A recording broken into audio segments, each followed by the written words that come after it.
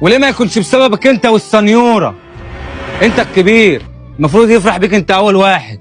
فالح لنا بس عايش في دور الطهاره، ومصاحب لنا واحد مخلينا كلنا ها وماشي مع الاستاذه. حصل ولا ما حصلش؟ كلنا بقينا ها وهنمشي في الشارع يتقال لنا ها.